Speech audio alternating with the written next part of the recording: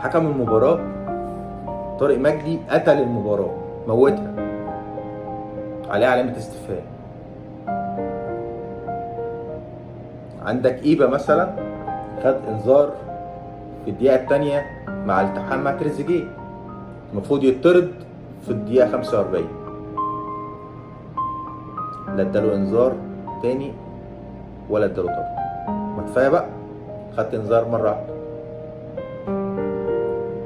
داخل بايده في وش زيزو الدقيقه 45، اداله فاول. وهي تستحق انذار وتستحق طرد، لان ده ضرب في الوش بشكل مباشر.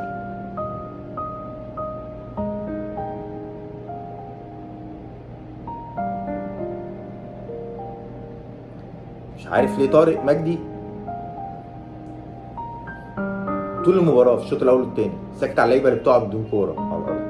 احنا لعبنا في الشوط الاولاني تقريبا 30 دقيقه لعب، حتى لو ما كانش اقل، بس انا هقول 30 دقيقه، ربع ساعه كامله لعيبه بتقع بدون سبب، تفضل على الارض ميته.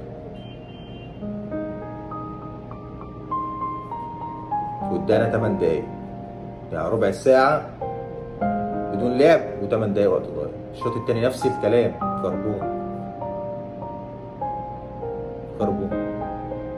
لعبت برضو قول 30 دقيقه، هي اقل من 30 دقيقه. لما تيجي تحسب الكوره بتجري على الارض قد ايه بشكل متواصل، صدقني مش هتطلع اكتر من 30 دقيقه.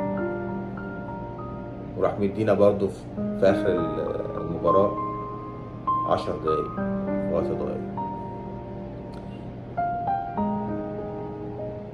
الاهلي مش هياخد الدوري السنه دي لو كمل بالشكل ده بالطريقه دي، في وجود تحكيم بالمنظر ده.